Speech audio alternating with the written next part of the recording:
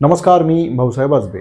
Vote चोर गद्दी छोड अशी घोषणा देत बिहारमध्ये 13 दिवसांची राहुल गांधींची वोटर अधिकार यात्रा झाली आणि त्यानंतर लगेचच काल महाराष्ट्र काँग्रेसच्या सर्व नेते मंडळींनी कामठी या मतदारसंघामधून हाच वोट चोरीचा नारा दिलेला आहे। कामठी मतदारसंघ हा आत्ताचे महसूल मंत्री आणि भाजपचे माजी प्रदेशाध्यक्ष चंद्रशेखर बावनकुळे यांचा आहे आणि याच कामठी मतदारसंघामधून वोट चोरीचा आरोप का झालाय याची स्टोरी या व्हिडिओमध्ये मी तुम्हाला सांगणार आहे। तर सुरुवात करूया 2024च्या लोकसभा निवडणुकीपासून।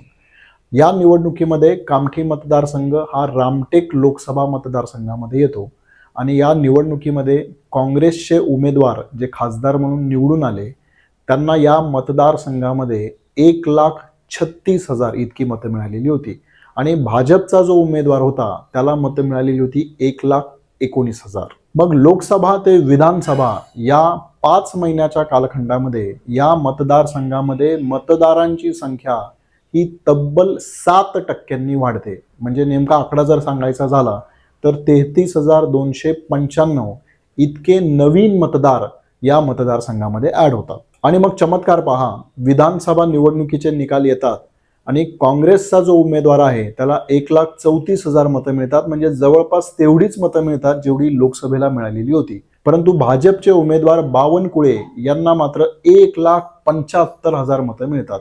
म्हणजे ते 40,946 इतक्या मताधिक्याने निवडून येतात। म्हणजे चमत्कार पहा, हे वाढलेले 33,295 मतं जी होती ती सगळीची सगळी मतं ही बावनकुळे यांना जातात। बरं, हे जे वाढलेले मतदार आहेत ते सगळ्या बूथमध्ये समप्रमाणात वाढलेले नाहीत। म्हणजे या मतदारसंघामध्ये एकूण 524 बूथ आहेत, त्यापैकी 142 बूथ असे आहेत की जिथे 4 ते 10% इतक्या मोठ्या प्रमाणामध्ये मतदारांची संख्या वाढलेली आहे। आणि पुन्हा चमत्कार बघा, या 142 पैकी 100 बूथवर भाजपला लीड आहे आणि एकूण 27% मतदार जे आहेत ते या 142 बूथमध्ये आहेत। दुसरी अजून एक चमत्कारिक गोष्ट अशी की 96 बूथ असे आहेत की जिथं 10% अधिक मतदार वाढलेले आहेत। म्हणजे एका बूथवरती तर 108% मतदार वाढलेले आहेत आणि या 96 पैकी तब्बल 94 बूथवर भाजपला आघाडी मिळालेली आहे। आणि हे जे 96 बूथ आहेत याच्यामध्ये एकूण मतदारसंघातील 21% मतदार समाविष्ट होतात।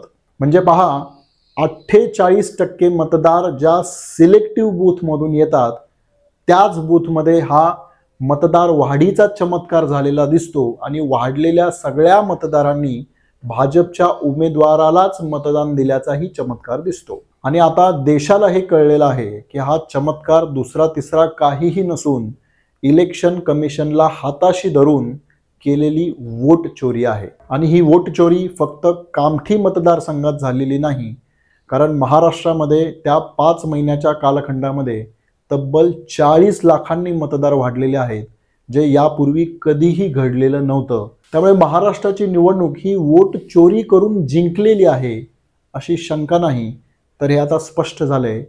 कामठीचं उदाहरण याचं उत्तम उदाहरण आहे।